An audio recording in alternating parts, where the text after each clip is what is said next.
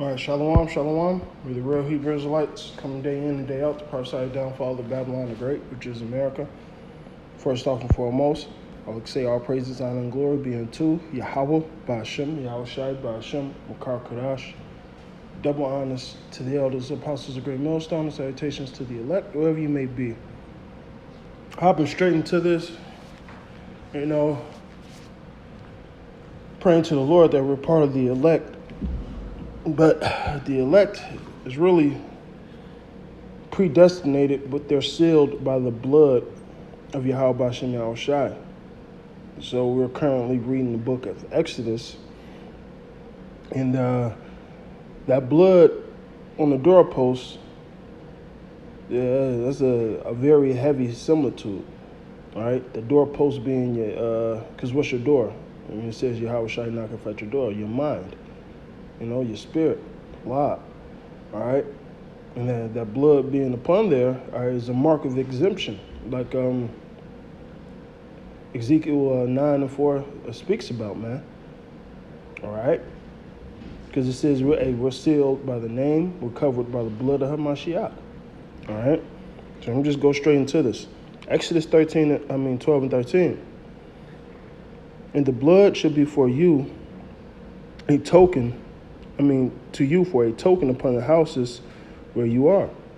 When I see the blood, I will pass over you, and the plague shall not come upon you to destroy thee when I smite the land of Egypt. Now, all things are written for our learning, so let's get into the spiritual aspect of it. This will happen again, okay? This will happen again. All right, the Lord is going to pass over us.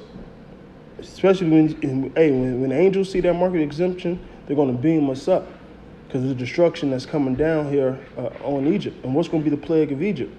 All right, the major plague. All right, it's going to be that burning fuel and fire, man. All right, and he says what? When I smite the land of Egypt. So when you read, Psalms 91. It says that the plague, you should see 10,000 die on their right and on your left, but it should not come nigh upon thee. Hey, that's what we're going to be covered from, man. We're going to be exempt from that type of judgment, man. Okay? And we're going to get salvation. So pray to the Lord that blood of Hamashiach is on your doorpost, man. That it covers you. That it gives you that mark of exemption. So that's why I started with, first and foremost, is about if you predestinated. But if you are, you have that blood of Hamashiach covering you. Because he said what? I know those that are mine and whom have given them unto me. Roughly paraphrasing. Okay? So let's jump to the New Testament. But if we walk, this is 1 John. This is 1 John 1:7. But if we walk in light, as he is in the light, we are fellowships one with another, and the blood of Yahawashi Mashiach, his son, cleanses us from sin. So blessed is the man who the sin is not imparted upon. All right, because Yahawashi is, he's come to take all that away. All right, he's come to take all that away, man. All right, and it says it cleanses us from all sin. Okay, so when Yahawashi comes back, his elect is covered, man. They're blameless. They're blameless, man. Okay? And they have that mark of exemption. All right? And it's cool, you're Israelite, but shit, we trying to be elect Israelites. Elect Israelites, man. Okay? Because they got the salvation. They got the salvation, man. All right, 1 Peter 1:18. For as much as we know that ye are not redeemed with corruptible things, let's see how we're redeemed. All right, as silver and gold, for your vain conversations received by the traditions of your fathers, but with the precious blood of Mashiach, as of a lamb without blemish and without spot. That goes all the way back to the Exodus. Yahawashi was that lamb. I'll give you another one, Isaac. Because Galatians 3:16 says what it says about Mashiach being that seed, whether niggas understand that or not.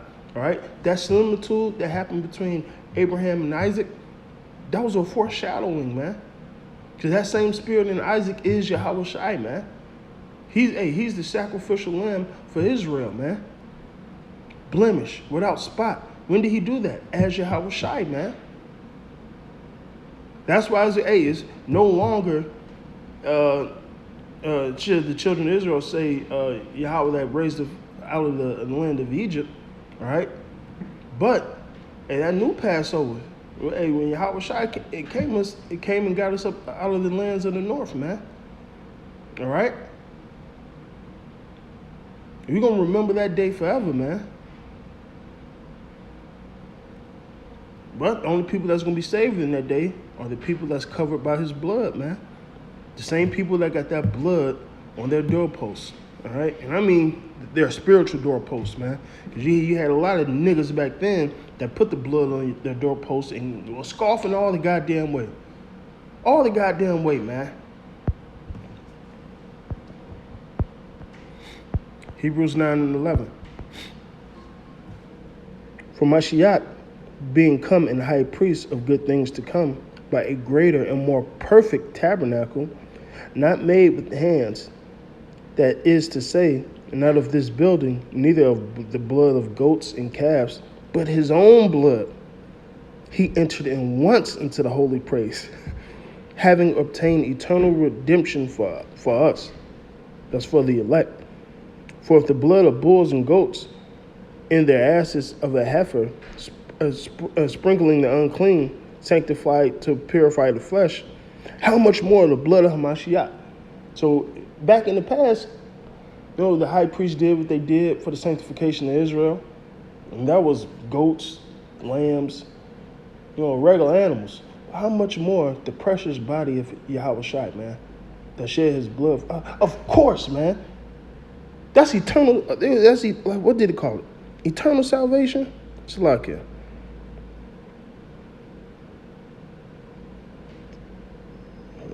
Yeah, eternal redemption, man. That's what we getting. A lamb, a bull, a heifer. Hey, ain't gonna do that for us, man. Lord did away with those sacrifices anyway, man. He said he delight not in that. But it appeased him to see his son be bruised, man. It appeased him.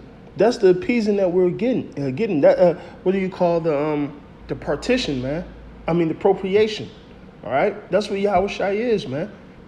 But that blood is only going to fall upon the elect, as far as blood covering our sins. The rest of you niggas are guilty of the blood of Yahawashi, man. And let me say this. I don't want to go off topic. You guys that come into the truth and you endure for let's say 5-6 years, and you start to get weak. Understand this. Him that drinketh that cup of Yahawashi unworthily is guilty of the blood of Yahawashi. And I'm just say that. And let that sink in wherever that needs to sink in at, man. You don't want to be that type of guy that's guilty of the murder of Yahawashi, man. Back to this. How much more shall the blood of Mashiach, who through the eternal spirit offered himself without spot to Yahweh, purge your conscience from dead works to serve the living power? All right? And that's what the word does. When we get into the truth, it removes us from this earth, all these carnal things. All right? And we begin to serve the true living God in what? In truth and spirit. All right? That's why Yahawashi said what? Blessed are the eyes that have not seen me, man. Because now we're going off of pure faith. Pure faith. That's how we do the works that we're doing. Because we believe in what Yahawashi said. All right? This is the second part of it. Hebrews 9:15 to 22. And for this cause he is the mediator of the New Testament, that by means of death, the redemption of the transgressions that were under the first testament. All right, because we was all committed to death, man. All right, you break a law, you're guilty of them all. All right, so we worthy of death, right?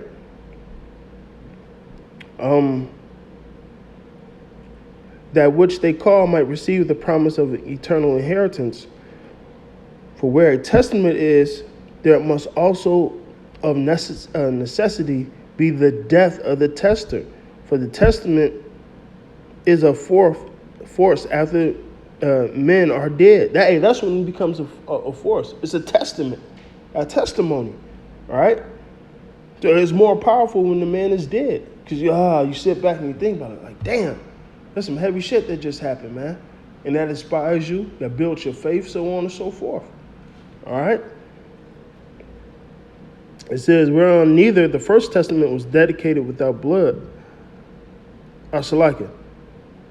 Otherwise, it is of no strength at all while the tester liveth, whereupon neither the first testament was dedicated without blood. For when Moses had spoken every precept to all the people according to the law, he took the blood of calves and of goats with water and scarlet wool and hyssop and sprinkled both the book and all the people, which is a representation because Yahawashi is that word, right? And Yahawashi is covering the elect, so it's a similitude, man. All right? And all the people saying, this is the blood of the testament which Yahweh have enjoined unto you. Moreover, he sprinkled with blood both the tabernacle and all the vessels of the ministry. And almost all the things are by the law purged. Now listen to that. And almost all things are by the law purged with blood. And without the shedding of blood, there is no remission. So that's why Yahawashi had to come, man. That's why in the Hebrews 9:11, when you get into that, it says, how much more shall the blood of Mashiach do? All right? Because, even back then, that blood was supposed to cover us. So how much more the actual blood of the tester, Yahawashi, who is the mediator, that propitiation.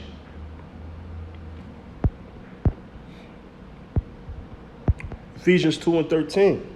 But now, in Mashiach Yahawashi, ye who sometimes were far off, made nigh by the blood of Mashiach, all right, and joined, made us one again, all right, and have broken down the middle wall of partition between us, all right, because Yahawashi is that propitiation, all right, having abolished in his flesh the enmity,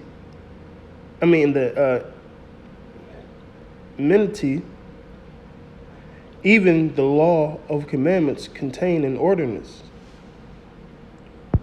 for to make himself of twain one new man in making peace, and that he might reconcile both unto Yahweh in one body by the cross, having slain the enmity thereby. And that's what Yahawashi did. He knocked down that wall. All right? That blood, all right, when he passed, that testimony had force now, man. And he got risen 3-4 days later after that, man. So imagine that. How much the testimony grows and has that force behind it, man. Because that's all for our faith. All right? When Thomas, felt the whole, God, he didn't believe it at first, but he said, damn. Imagine how he felt. And then what did Yahawashi say, man?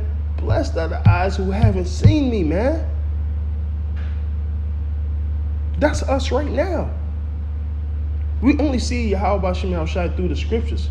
We have not physically, we have physically laid eyes on him as far as reading these words. But I'm talking about him being in his form. We have not seen. The Lord said, blessed be them. So Yahweh Shai, we're those men that's covered by his blood, man. Okay? Because he took away that enmity. All right? That wall of partition Yahawashi took away to make us one again with Yahweh himself. Okay? I'm gonna read this last Exodus, which ties it all together, man. Exodus 12:23. For Yahweh would pass through and smite the Egyptians, and when he seeth the blood upon the lintel, and on the side, and on two side posts, Yahweh will pass over the door and will not suffer the destroyer to come into your houses to smite you, which is Yahawashi, man. So like that Psalms 91 say, we're gonna see motherfucker, and we're gonna see the reward of the wicked. But this ain't gonna come near to us because we're gonna be beamed up with Yahawashi, Yahawashi, all right, and get that salvation. You know, we're gonna be covered. We don't have that mark of exemption, and then Yahawashi, Yahawashi is gonna be sealed in our foreheads, man. We're sealed by the name of Yahawashi, Yahawashi. We're covered by the blood. We are exempt.